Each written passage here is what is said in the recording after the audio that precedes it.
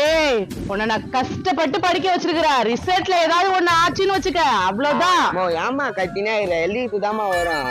என்ன 10வது ரிசல்ட்டா? பொறிங்கிறது உன் புள்ள எங்க பாஸ் ஆவான்? பாரு, தேவையாது எப்படி பேசுறாங்க பாரு. இப்ப அடிச்சு நான் பிரயோஜனம் அப்பவே ஒய்க்கமா வளர்த்துருக்கணும். நோ நீ வேற தேவையில்லாத பேசின்னு இருக்காதண்ணா. இன்னைக்கு வேற ரிசல்ட் இப்போ எங்க அம்மா எப்படி முடிச்சுன்னு. ஒழுங்கா படிச்சு இருந்தா பாஸ் ஆக போறா. நீ எங்க படிச்ச? நான் மாப்பிள்ள அவங்க அப்பா தேர முக்க காலைய கத்தி கிடக்குறான். அது வழக்கமா நடக்குது தானே. வா இங்க பாரு, 10 மணிக்கு ரிசல்ட்ல மட்டும் ஏதாவது ஆச்சுன்னா நீ அவ்வளவுதான்டா. நான் அந்த பூதம் அந்த கோயில பண்ணி அடி மாட்டியா ஏக்கோ என்ன அப்படி மேத்து அந்த பையனா? இன்னைக்கு 10வது ரிசல்ட் பா. இது வேற எப்படி எழுதிருக்குன்னு தெரியல, அதான் கத்திட்டு கிடக்குறேன். இது மாதிரி நீங்க கத்துறதுனாலதான் பாஸ் ஆகிற பசங்க கூட தற்கொலை முடிவு எடுக்குது. அது என்னடா அது? பாஸ் ஆகிற பசங்க தற்கொலை முடிவு எடுக்குதா? மார்க் கம்மியாகுதுன்னு வீட்டுல இருக்கிறவங்க ஏன்டா இவ்வளவு மார்க் கம்மியா எடுத்துன்னு சண்டை போடுறாங்களா? அதான் கேட்க மாட்டாங்களா?